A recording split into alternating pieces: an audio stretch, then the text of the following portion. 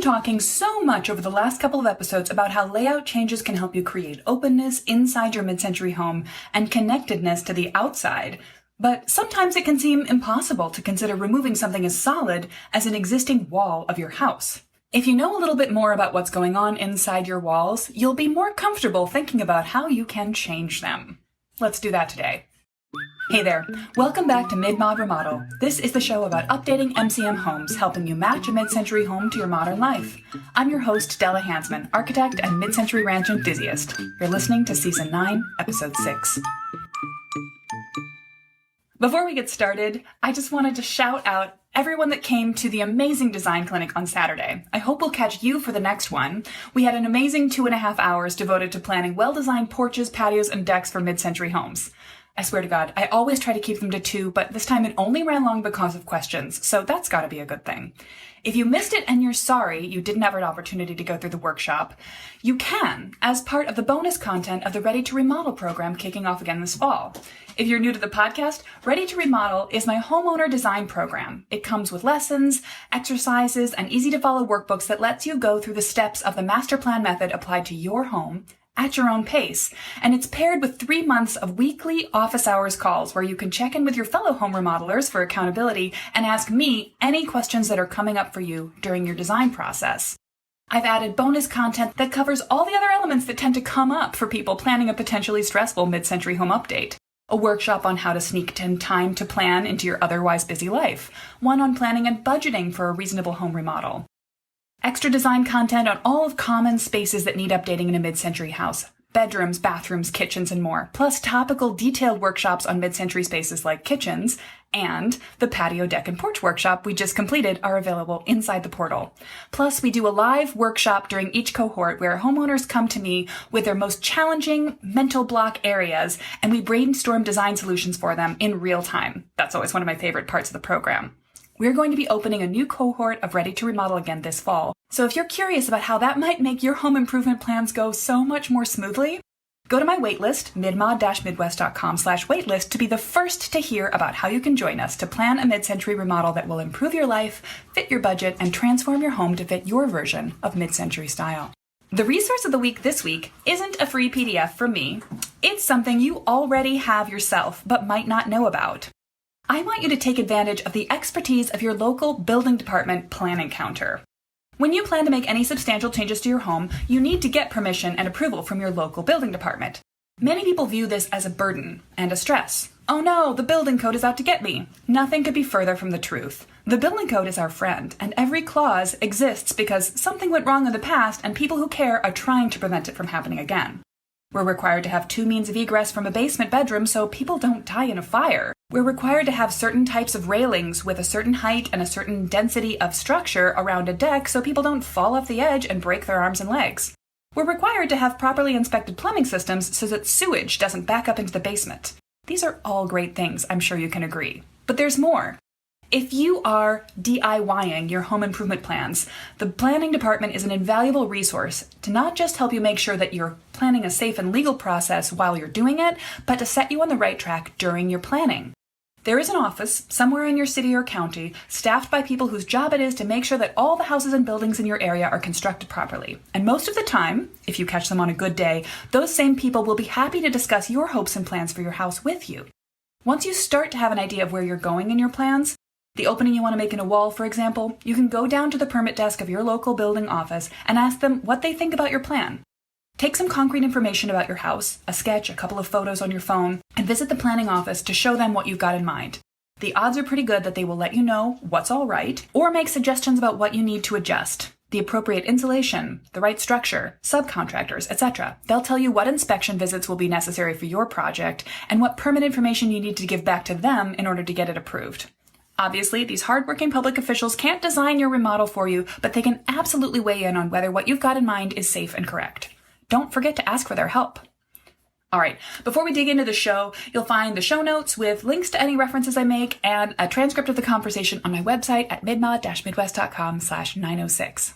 Many of my clients and the homeowners I talk to on Facebook and Instagram and in my consultation calls worry that moving structure is too important to attempt without a design expert.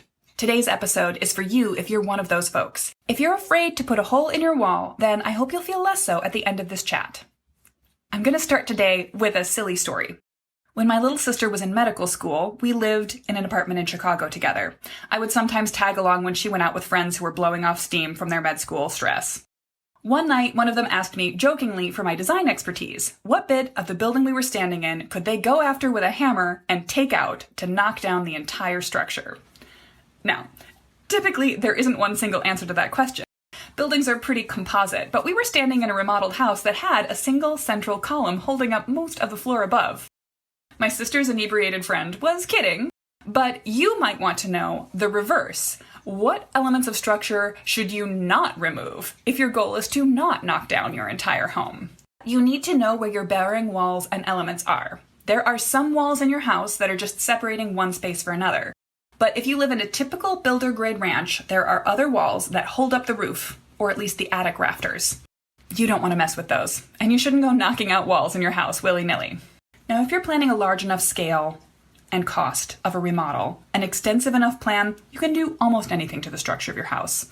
A talented designer or engineer can help you rebuild the house from the ground up, double it in scale, open any wall with new load-bearing elements, and utterly transform the look and feel of your home. In my work with mid-century master plan clients, we sometimes propose dramatic shifts in structure. But you don't have to go that far to make dramatically visible changes in your home. Opening up view lines within a too small house is incredibly powerful, as we've been chatting about in the last couple of episodes. And you can do that with subtle tweaks to your existing structure or by working within it. Your first step towards confidence here is to know some basic terminology of houses. This may all be familiar to you, but if it's not, you'll want to know what a bearing wall is. Likewise, a stud, a post, a foundation, a joist, and a rafter. Think about having X-ray vision for your house. It can help to go and look at new homes under construction to see what the structure of houses look like, but that will only take you so far. The way houses were constructed in the mid-century is a little different from the way they're built today. In a mid-century ranch house, you can pretty much count on the fact that your roof is being held up by 3 lines of structure, 2 outside bearing walls, and a central spine for your house. So how do you figure out which are the bearing walls? Well, if you poke your head up into your attic, you'll see that your mid-century house is likely framed around a series of triangles in the roof. These triangles of rafters repeat over and over and over again along the length of the house. The outer corners of those triangles are sitting on 2 walls at the outside of the house. Those are your bearing walls. Your walls are made up of studs, 2x4s spaced 16 inches apart from center to center. Any place in a bearing wall that there's an opening wider than that, a header, a small horizontal beam, spans over that opening, catches the weight coming down from above, and brings it back down to the ground through studs on either side of the opening. Now, if your house has been added onto over the years into an L, a C, an S, or a Z shape, you may have multiple lines of structure. But in a simple mid-century ranch, you've just got one line supported at the 2 outer walls and with a central line of structure. Now, where's that? You can check in 3 places for clues. You can go outside and look at the roof. Bearing walls are the outside walls where the roof gable ends come down, and the center spine is probably centered under the peak of the roof. Or you can go in your basement and look for columns, or the beam that supports the joists running perpendicular to your structure. The central bearing wall of your house above is sitting on top of those columns in the basement. Now, at the end of the day, you want to get help before you change your structure. Get a building inspection, get a consult from a contractor, draw up plans and take them to the building department, call an architect or an engineer. But these things I'm talking about with you today will help you better understand what the experts will say to you and keep you going in the direction of asking the right questions. Once you know where your bearing walls are, realize that you can open up your non-bearing walls as much as you want. And again, this comes back to last week's discussion of the benefits or problems of an open plan. If you were to remove a non-bearing wall between a living room and a bedroom, there's no structural problem with that, but then you don't really have a living room and a bedroom anymore, so you probably don't want to do that. But you can think about removing walls between the social parts of your house anytime they're non-bearing with almost no structural consequences whatsoever.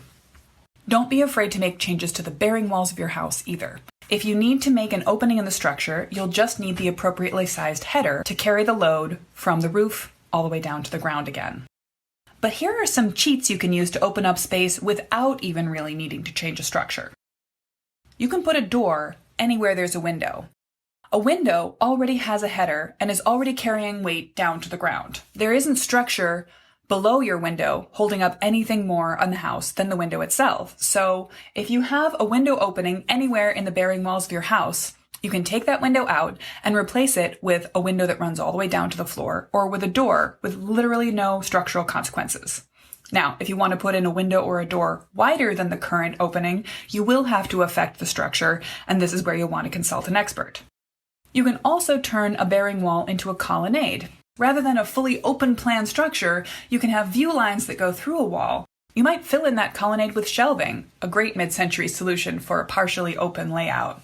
If you do want to create a wide headered opening between two rooms to fully blow out the wall between your kitchen and dining room, for example, one thing that often comes up is that the wider the span of an opening is, the taller, the deeper a header needs to be, which means that it can sometimes intrude back down into the room. You can make for a less obtrusive header by shortening the overall width, adding in a few columns set in from the walls. Now remember, we're not talking about symmetry here. You're not trying to frame this opening evenly. So ideally, you'll have a set of multiple columns for interest, 3 on one side, 1 on the other, for example, or you'll off-center the opening with columns along one end and then a wider opening for a door space at the other. You get the view connection through without having to fully header off the entire opening. And remember, you can always pull out non-structural walls. Another thing you can do is make a hole in the wall without changing structure. I was recently having a consultation call with a ready-to-remodel student who's considering making openings in the central bearing wall of her house because she's got a beautiful sunny living room facing south and a dark kitchen facing north that never gets any of the natural light. We also talked about how she can bring light into that kitchen space with skylights, but we were talking about how beneficial it would be to bring in light from multiple angles in the room and to borrow some of that warm, glowing winter light she gets in the afternoons in her living room. What she didn't want, though, was to have a big view from her living room into the kitchen. She likes to have the ability to leave the clutter of the kitchen be and keep the living room a little more formal and pretty. She'd also found that there was a noticeable temperature difference between the sunny room and the shady room in winter days. She wanted to borrow some of that warmth without having to blow fans through the one doorway between the two spaces. We brainstormed a solution of simply removing the drywall, but not the studs of the central spine wall, and then framing little high windows, a line of clearstory, that would create openings between the kitchen and the living room above eye height, letting light bounce through and warmth flow. We wouldn't be touching structure at all, so it wouldn't require any necessary new header work and would be much more simple to effect than framing in a series of new window openings that were wider than 16 inches on center. If you were looking for a solution that did give you view connections through the house, you could cut longer vertical openings between studs. Again, not affecting your structure in the slightest, but giving you peekaboo views from one space to another. Remember, you do need to watch out for other things that are happening inside of your walls than structure. There may be electrical wiring happening in there, so do your demolition carefully when you're planning to make that kind of opening. Knowing a little more about the structure of your house can be incredibly valuable when you start to think about what's possible when you're making interesting changes. And the relatively straightforward structure of mid-century houses gives us so many possibilities to make changes. Houses like ours are easier to add on to and easier to modify on the inside than many older homes and newer ones, ironically. For example, the rafter structure in most early mid-century houses, instead of the trusses found in modern roofs, which are easier for contractors to install but harder to modify after the fact, means that we have a unique ability to elevate the ceilings in our main floor spaces. One design solution I often set up for homeowners hoping to expand the feeling of a snug living room is to elevate the ceiling slightly. I'll put a sketch of what this looks like on the blog post for this episode. So check out the show notes page at midmod-midwest.com/906 for the example. The bottom line, though, is that knowing more about the structure of your house will empower you to think about changes you can make to it. Knowing where your bearing walls are and aren't will help you think about where you can open things up and where it'll be more complicated too. You can make cost-effective choices for your home, and you can shift the layout in very useful ways if you're willing to think a little bit more creatively about what's happening inside and between your walls. This is just one component of this discovery phase of the master plan process. The goal of the entire discovery process is to make you the confident expert in your own home. And you won't become an expert simply by wishing it. You'll need to read web articles, poke around in your foundation, read your inspection report from cover to cover, call up an expert and ask them for opinions. But once you start to ask these questions, you'll become more and more confident about the details of your home, and therefore you'll open up more and more possibilities for how you can tweak and adjust it to best fit your life. I hope I've given you a few ideas about how you can create new openings in your home without affecting your structure at all, or by shifting the structure in minor ways.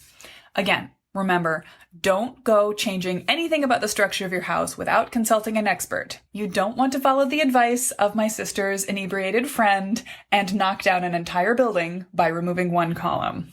But I hope you do feel inspired to make some transformative changes to your home by adjusting the way it is open or closed within itself. If you want to know more about the discovery process and how it can empower you to transform your home, or the entire master plan method, then I recommend you check out Episode 1 from Season 6. That explains how I came up with the master plan method for working with my clients and why it's so essential.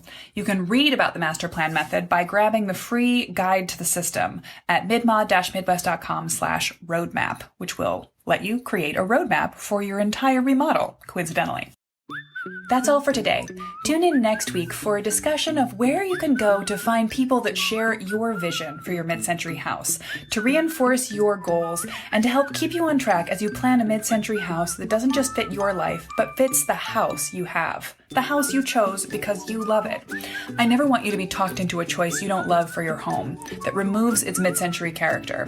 So we'll be talking next week about where you can go to find people that will help reinforce and encourage you on your quest to make your mid-century home your own and the very best mid-century house that it can be. See you next week.